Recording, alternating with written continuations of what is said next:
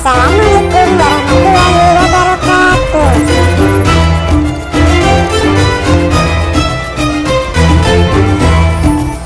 Nah teman-teman, kegiatan pekan ini adalah puncak tema.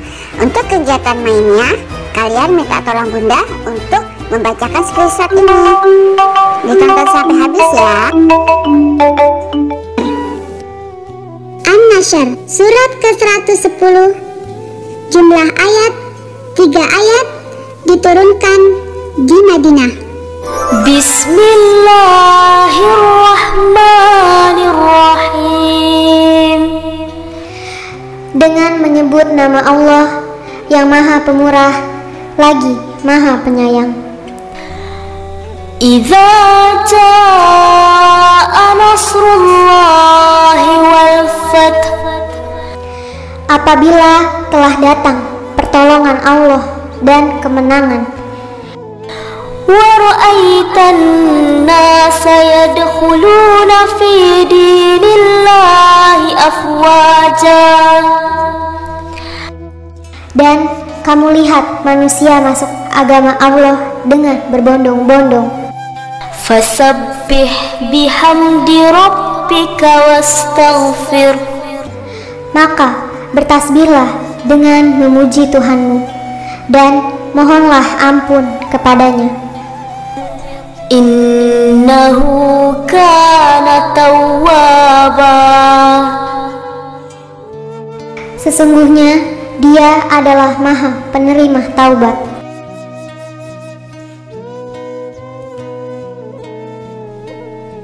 Asbabun Nuzul. An-Nasyr artinya pertolongan. Surat ini diturunkan pada 10 Hijriah di Padang Arafah setelah Nabi Shallallahu Alaihi Wasallam hijrah ke Madinah.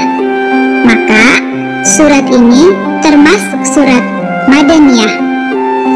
Surat ini berkenaan dengan peristiwa Futu Mekah. Allah memberikan pertolongan kepada Nabi Shallallahu Alaihi Wasallam sehingga Nabi berhasil membebaskan Mekah dari kaum Quraisy yang kejam.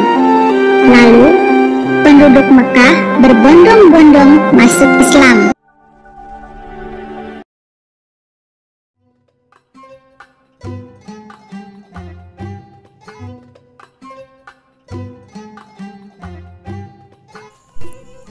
Nabi Muhammad adalah Nabi kita yang terakhir.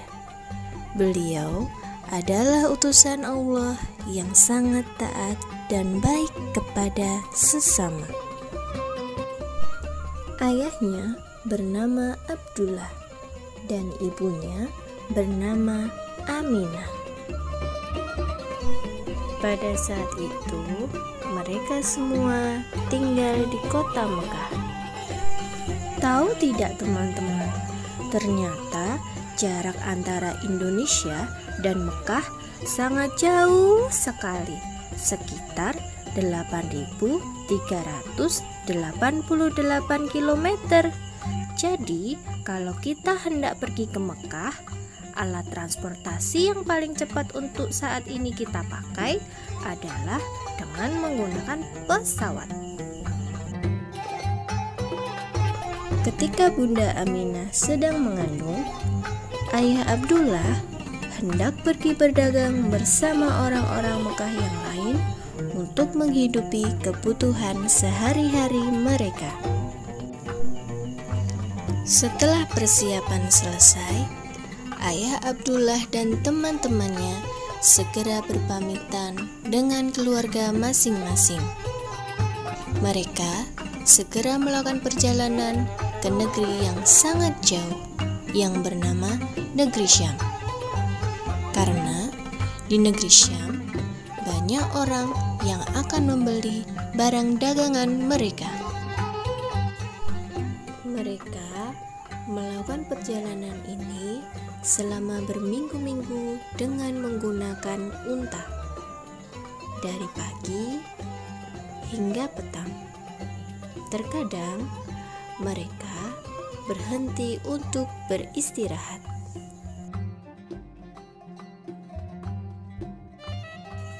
Namun, ketika baru sampai di Madinah, ayah Abdullah ditakdirkan oleh Allah jatuh sakit dan wafat di sana.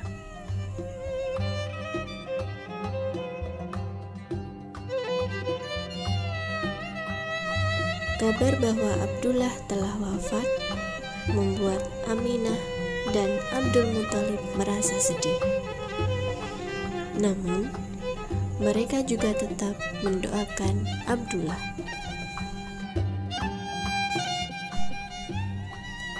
Hari demi hari telah berlalu, dan hari yang dinanti pun akhirnya tiba. Seorang bayi laki-laki dari perut Bunda Aminah telah lahir ke dunia ini. Semua orang merasa bahagia, termasuk sang kakek yang bernama Abdul Muthalib. Dan beliau memberi nama kepada bayi mungil itu dengan nama Muhammad. Kemudian Abdul Muthalib membawa cucunya Muhammad berkeliling Ka'bah dan ia berdoa,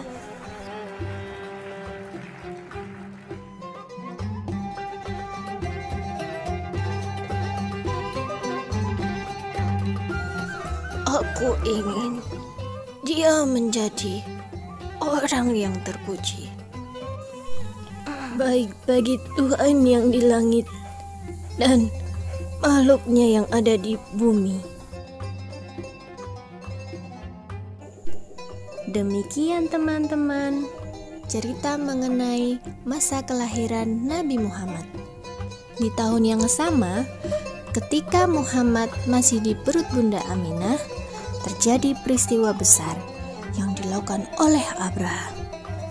Ia hendak menghancurkan Ka'bah. Namun, Allah mengirim pasukan burung ababil untuk melindungi Ka'bah. Dan seperti Abdul Muthalib, jika kita berdoa dengan sungguh-sungguh, maka insya Allah doa kita akan dikabulkan oleh Allah Subhanahu wa Ta'ala. Nabi Muhammad menjadi teladan kita hingga saat ini. Nabi Muhammad lahir pada hari Senin, tanggal 12 Rabiul Awal, tahun Gajah, pada tahun 570 Masehi. Sehingga sampai saat ini kita memperingati hari kelahiran Nabi Muhammad setiap tanggal 12 Rabiul Awal dengan nama Maulid Nabi. Bagaimana kisah selanjutnya mengenai masa kanak-kanak Nabi Muhammad? Kita tunggu cerita berikutnya.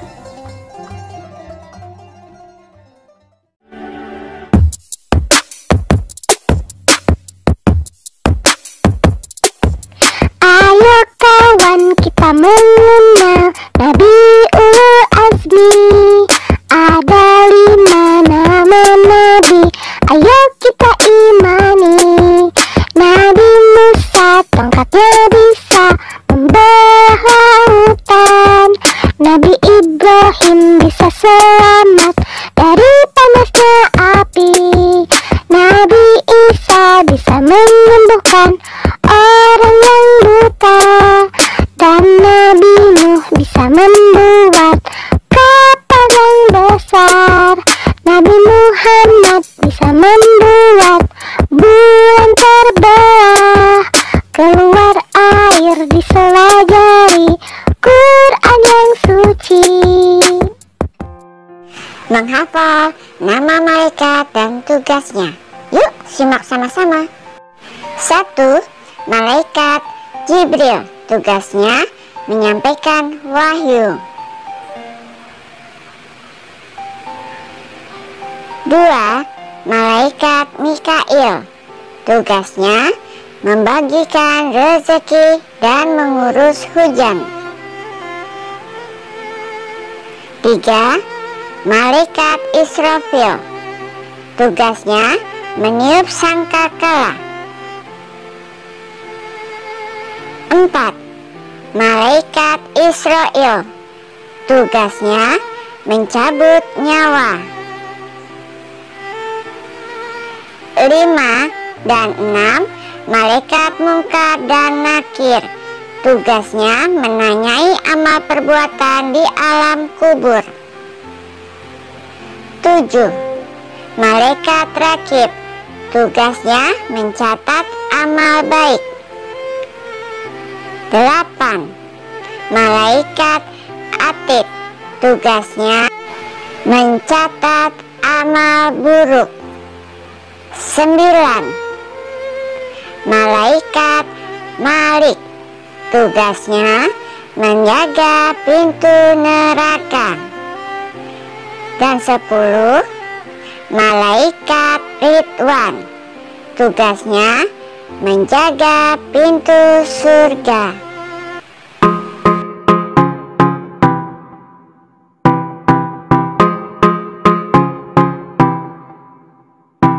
Salam alaika ya Rasulullah, salam alaika ya Habibullah, salam alaika ya Nabi Allah, salamun alaika ya Rasulullah. Anta syamsun anta badrun ya Rasulullah, anta nurun fauqa nuri ya Habibullah, anta iksiru ghali ya Nabi Allah, anta misbahu suduri ya Rasulullah. Ya Habibi ya Muhammad ya rusal khafiqaini ya Habibi. Ya Muayyad ya Mumajjad ya Imam Al-Qiblataini ya Rasulullah, ya Habibullah, ya Nabi Allah alaihi salatullah. Utusan Allah, kekasih Allah, nabinya Allah, untuknya lah salawat Allah. Idola sebenarnya untuk semua manusia, diutus untuk sempurnakan akhlak kita semua. Idola yang akan menyelamatkan kita dari panasnya api di dalam neraka. Idola yang mengajak semua umatnya masuk surga abadi bersama dengannya. Ayo hati-hati, jangan salah pilih. Idola yang asli itu beliaulah ini, bukan artis TV, sinetron atau penyanyi, tapi Rasulullah yang kitanya sudah pasti. Ya, cukuplah galaunya, cukuplah bingungnya, cukuplah pusingnya untuk mencari idola. Dialah orangnya, manusia utama, penyempurna akhlak yang diutus untuk kita. Ya Rasulullah, salam alaika ya Rasulullah, salam alaika ya Habibullah, salam alaika ya Nabi Allah, salamun alaika ya Rasulullah. Anta syamsun anta badrun ya Rasulullah, anta nurun fauqa nuri ya Habibullah, anta iksiru ghali ya Nabi Allah, anta misbahu suduri ya Rasulullah. Ya Habibi ya Muhammad ya rusal khafiqaini ya Habibi. Ya Muayyad ya Mumajjad ya Imam Al-Qiblataini. Salam alaika ya Rasulullah, salam alaika ya Habibullah, salam alaika ya Nabi Allah, salamun alaika ya Rasulullah. Hai teman-teman, ayo kita belajar rukun iman dengan tepuk tangan. Siap-siap ya. 1, 2, 3. Tepuk rukun iman. Rukun iman ada 6. 1. Percaya pada Allah. 2. Percaya malaikat. 3. Percaya kitab Allah. 4. Percaya pada Rasul. 5. Percaya hari kiamat. 6. Percaya qada qadar. Alhamdulillah, sekian pembelajaran pekan ini. Selamat belajar anak-anak. Dadah. Wassalamualaikum warahmatullahi wabarakatuh.